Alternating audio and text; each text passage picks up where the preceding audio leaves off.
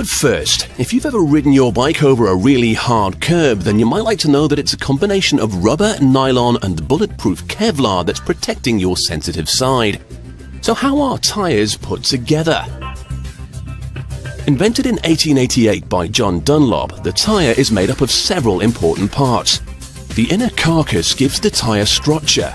Threads at the edges known as beads help keep it on the rim, and the tread provides the grip. Until World War II, bicycle tyres were organic. The rubber they were made out of came from trees, but poor supply forced inventors to come up with an alternative. By 1960, synthetic rubber became the standard, and modern bicycle tyres have been made from it ever since.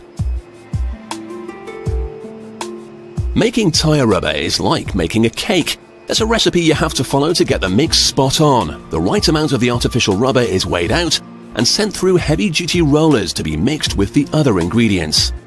You can see what happens in this handy demonstration.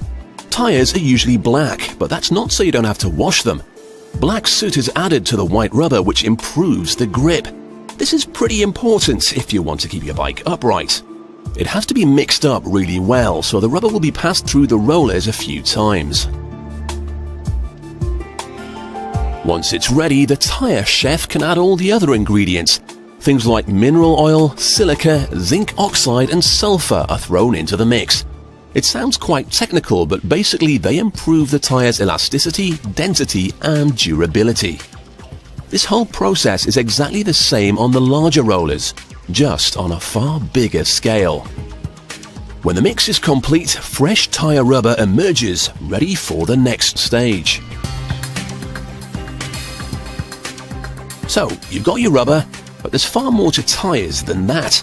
To create the carcass, nylon matting is added to make it stronger. Enormous rolls of nylon are threaded up onto these machines to be combined with the rubber mixture.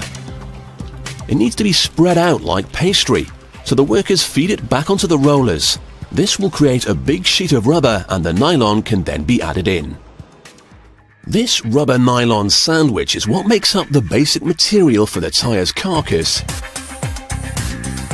When you're building a tyre, you always start with the carcass. This foundation is expertly wound round a tyre-sized barrel and glued into place. Now, remember the Kevlar? Well, that's this bit. These threads are made from the same bulletproof material used to protect bodyguards and the police. It's very strong but light, and it holds the tyre on the rim. It's wound round the carcass, and once it's in place, the barrel is expanded, which actually forces the Kevlar into the rubber.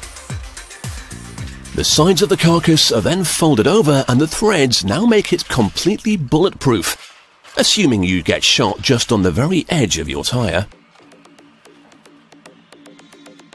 And that's the tyre's structure, but to be honest, if you try to ride a bike on a tyre like this, it wouldn't be very comfortable or give you much grip. The grip comes from the tread. It's made from the combination of two layers of hard-wearing rubber.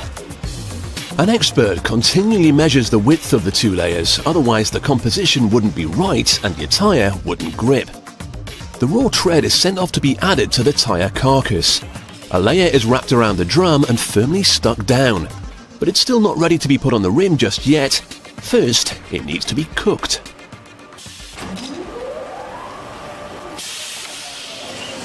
This cooking process is known as vulcanization. The combined elements are loaded into a machine that heats them up to 180 degrees Celsius for 3 minutes. This melts everything together, and at the same time it expands the rubber into the treaded grooves. When the timer goes ping, the machine opens up, and the finished tyre is removed.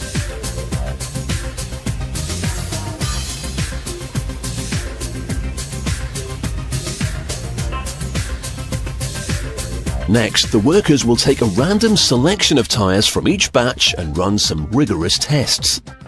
Hitting a curb with a weak tyre could hurt you and even damage your wheel, so the tyres spend 3 days on this machine. It's like hitting 50,000 curbs in a row. And how annoying can a puncture be? So all the tyres have to pass the puncture simulation test.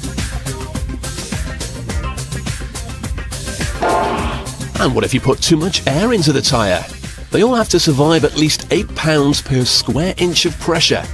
This one manages almost 20. So next time you hit a curb, just remember your bulletproof tyre is taking the strain, so you don't have to.